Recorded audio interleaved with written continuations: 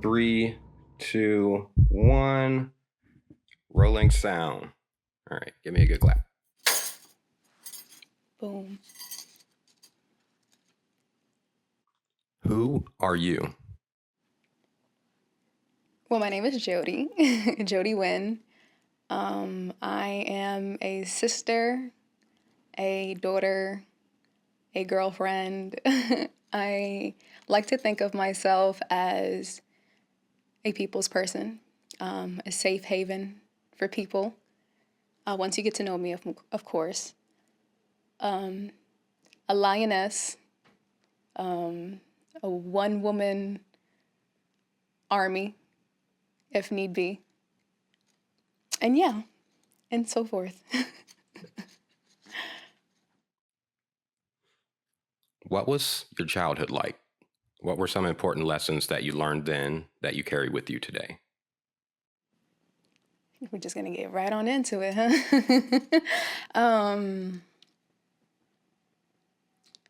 It was it was definitely a journey growing up. Um, Being raised by a war baby, a Vietnam War baby. You can only imagine how, crazy that could have gotten. With four other siblings, me being the middle child, the oldest daughter. So you can only imagine how crazier that could have been for me. The stereotypes can be true.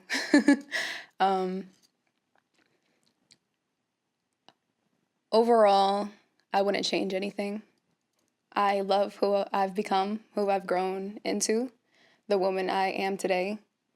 And I have all the people who I grew up thinking that I despised or hated. I have all of them to thank for it. And yeah, I wouldn't change anything. Did I answer the question fully? What were some important lessons that you learned then that you carry with you today? Oh, family is everything. You find your tribe. You go a lot further with people. And I learned that by being raised with four other siblings underneath the same household, underneath the same roof in the same household. You would think that it would be chaotic and, we would fight a lot, but we were actually we got along very well. Three boys, two girls. And, now being at the age that I'm at, I really cherish, family and wanting one of my own and just being able to give them what my siblings and I weren't able to have that we try to give each other now. So that would be nice to give the next, the generation that comes from me. So How does a flower grow? I feel like this is a trick question. um, a flower grows if it's taken care of. Of course, it needs soil, sunlight, water, etc. Um, but I feel like that's not all that it needs to fully blossom or bloom. Anything can grow within time, but to really capture the beauty of a flower growing is to see it fully bloom. So the environment, of course, but I feel like the tender love and care needs to be there as well. So with that all together, make a good concoction of what makes a flower grow. All right. Give me a random number between 1 and 100. 3. Are you doing what you believe in, or are you settling for what you are doing? What would you rather be doing, or why do you believe so deeply in what you're currently doing? I definitely feel like what I'm doing right now in my life is the right thing. I'm a healthcare worker. That comes without being said, but I love what I do, not because it's easy. I went to school for it, so of course it's easy for me. I know what I'm doing, but it makes a difference too. And the reason why I say that is because I grew up with a non-English speaking mom, and she didn't have the greatest health growing up. So to see her in and out of the hospital and getting new information from people who don't speak our language, who, my mom doesn't really speak their language, and just having to go through that process was really terrifying for all of us. So being that I speak a different language and having those type of patients who are who speak the native language, who aren't very who don't speak English very well, I could see the calm that just comes over them.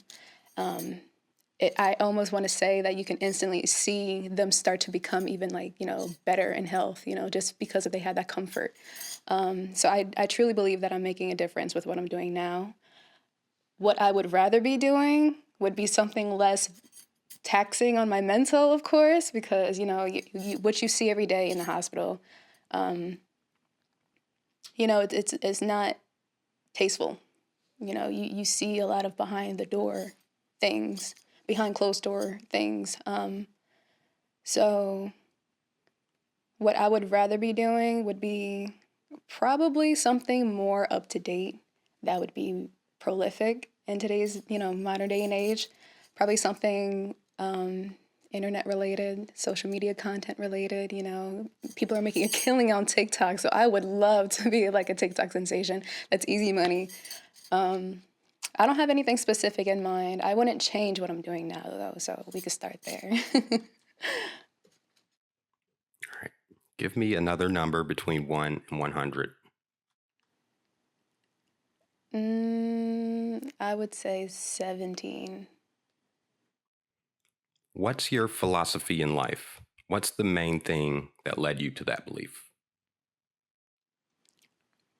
My main philosophy in life, I came across this quote a few years ago that it just resonated with me, and I forgot who it was from, but it was to be light in this too often dim world.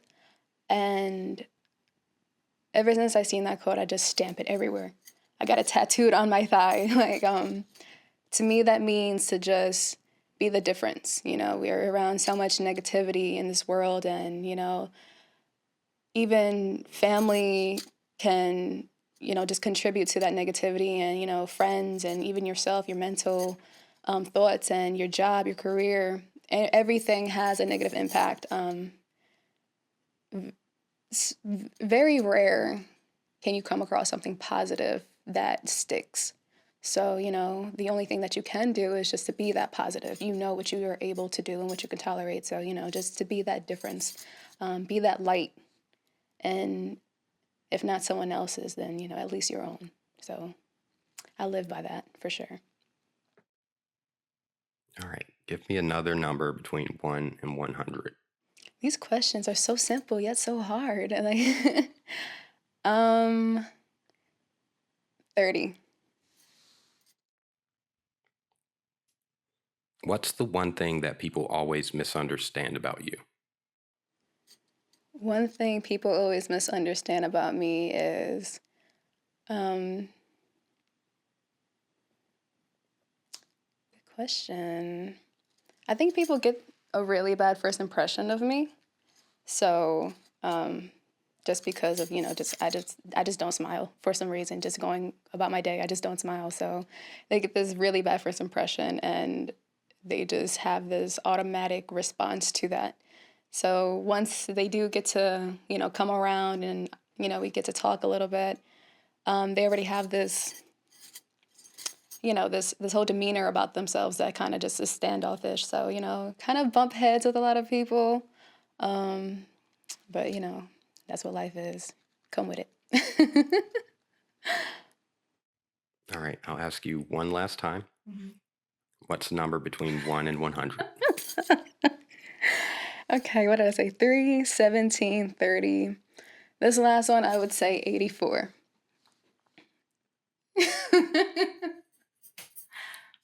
How do you define art? How is art relevant in your life? Art is infinite. I feel like art, there's no defining art. There's no end to art. Art is everything and anything. Anything you speak, anything you make, anything that's, from anybody. Art is infinite. And what was the second part? How is it relevant in your life? Art is relevant in my life.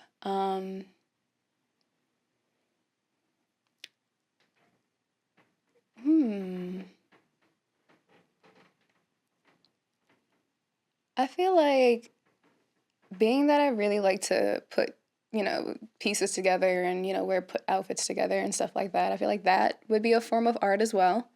Um, I'm a nature lover, out the window gazer.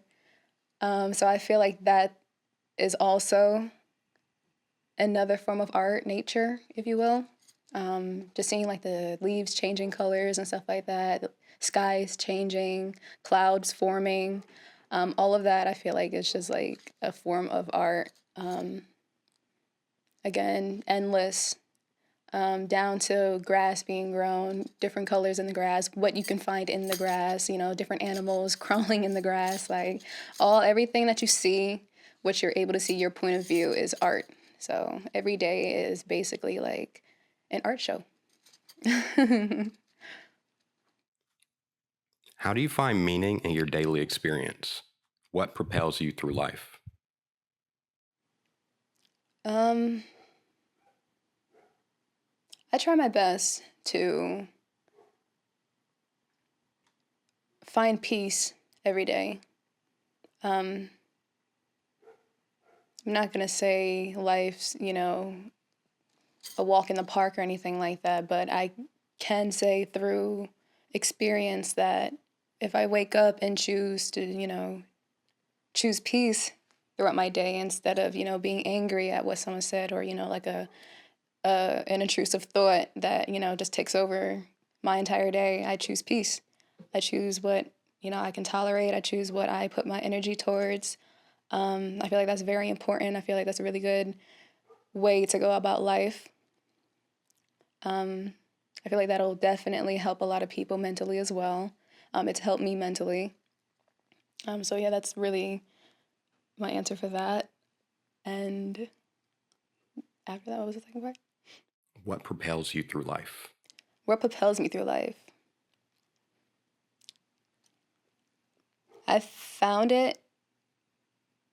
I found myself having to have a goal of some sort to stay motivated, to want to get through every day.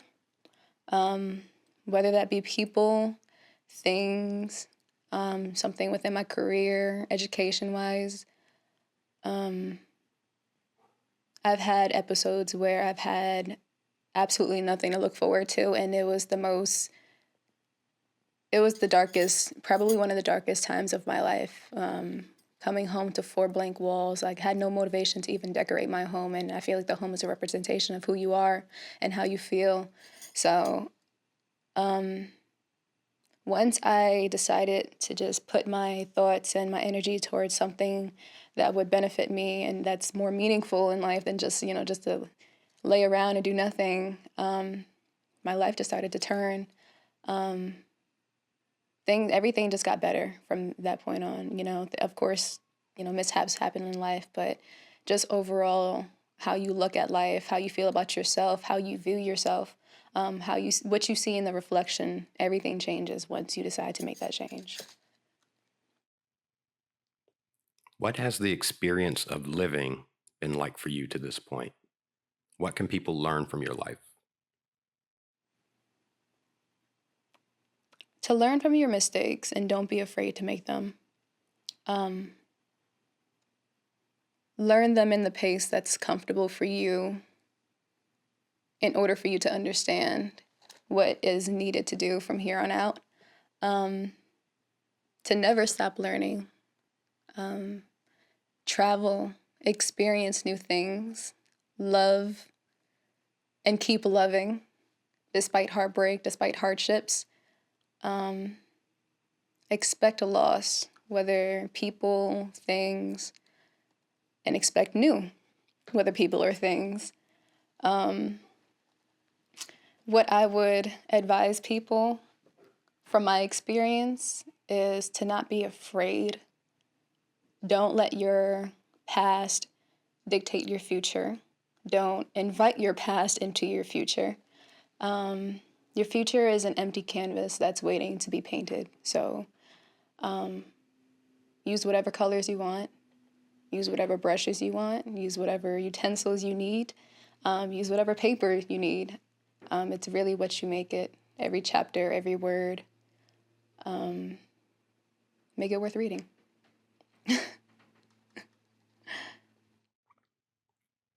Okay, so this is the final question and the reason that we're here today. Life is fleeting. We never know when it's our time. If these words were the last words you ever recorded, what would you say about your life and your legacy? My legacy wasn't the prettiest, but I was able to paint it with vibrant colors. I was still able to paint it a beautiful picture. Not saying it's over yet. There's still a few chapters to be written or painted. What I can say is that I have left, what people have told me is that I have left beautiful impacts on them, long-lasting friendships and people. I called myself a safe haven in the beginning of this interview for a reason, not knowing that you were going to ask me this question, of course, but I feel like because of how I was brought up, I was able to develop a type of love that is almost, it's overpouring. And I'm able to give that into the ones around me, the ones that I love around me, my friends, family. And I feel like that's a beautiful thing to be able to experience in life, because it's not easy out here, you know. It's I would say very lonely if you're not playing your cards right, if you don't find your tribe. So definitely experience love in every aspect of that word, and try to be that to others as well. All right. Thank you so much for your Thank time. you. All right. Stop that.